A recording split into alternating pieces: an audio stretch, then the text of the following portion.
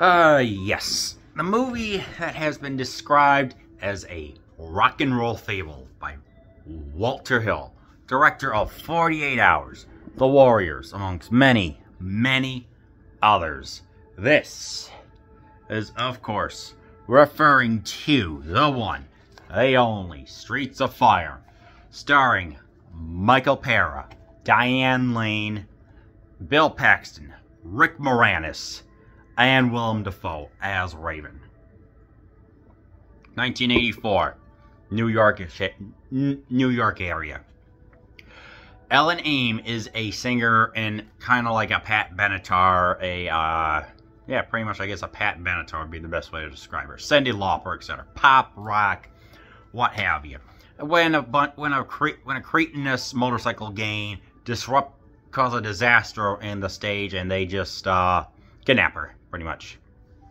And of course, there's their hero, Michael, who is Tom Cody. What a generic name.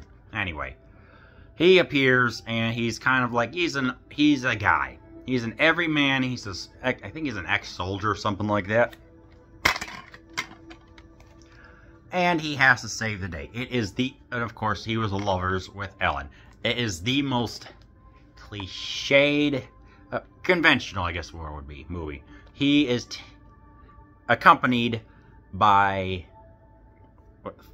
Fish, who's played by Rick Moranis, who's always played a lot of dweebs in the 1980s. Yeah, Billy Fish, who's got the money and the smarts. And then we've also got Diane Lane, who plays McCoy, who's another soldier. Big poofy hair, wears a black cap. Yes, this is the most conventional, paper-thin story. But is that a bad thing? Heck no. No. This is an action movie. This is a straight-up rock and roll movie that is just so good. This is a style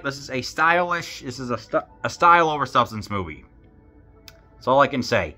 It's explosions. It's firearms. It's Willem Dafoe with a widow's peak and is wearing a leather dress-ish thing that is just so comical. It screams the 1980s.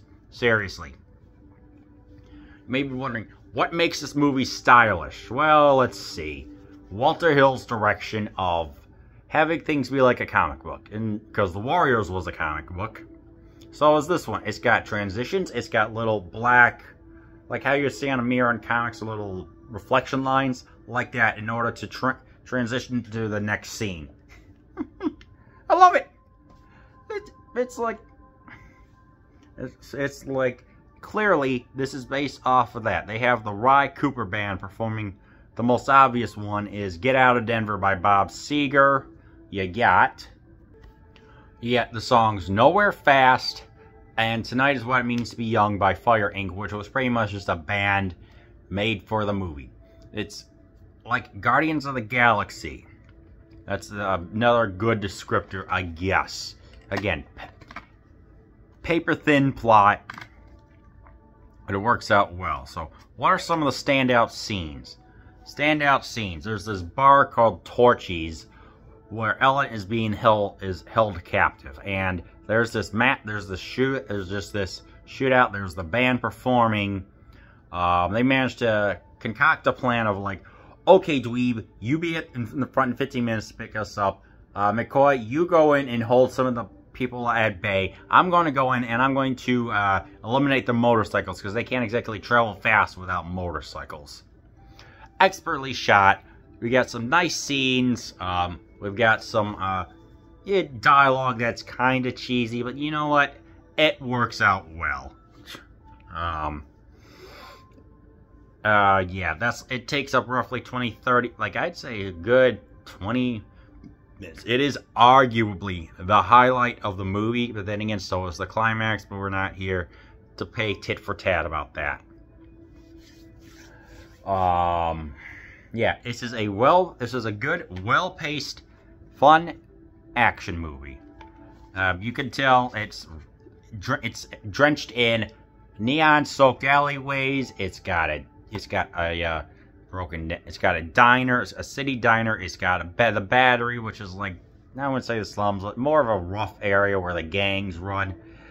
You got the New York skyline, you got the diner, you got the stage. About roughly 50 minutes in, they have to bury the car because the motorcycle gang already knows what it is. They go on a bus, and there's a guy, hey, this isn't a municipal bus. It's like, we don't do that.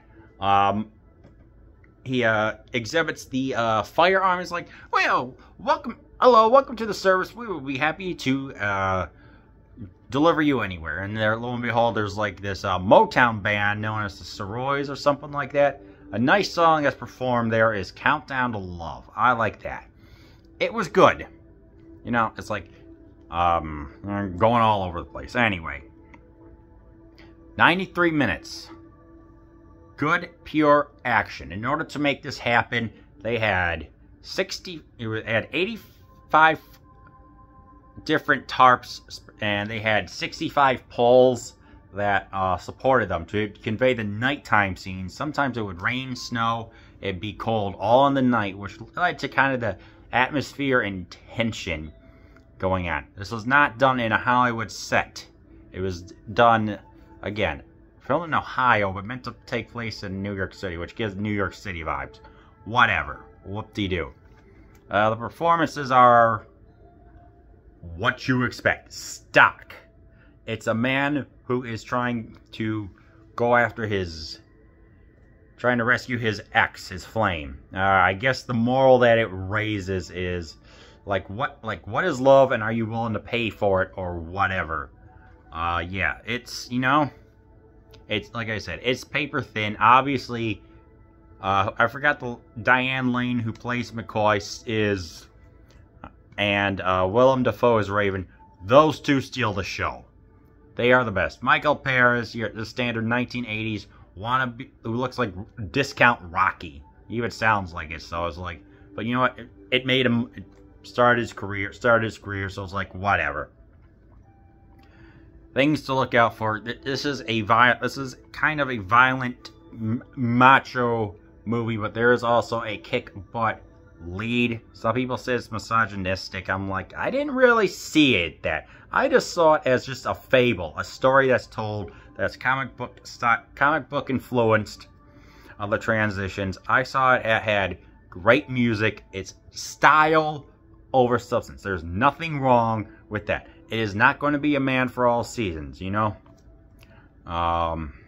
93 minutes, it goes by really quick. So if you want to watch a fun, stylistic movie with great music, good action, and just an all-around good time, then I recommend that you watch a 7 out of 10 Streets of Fire.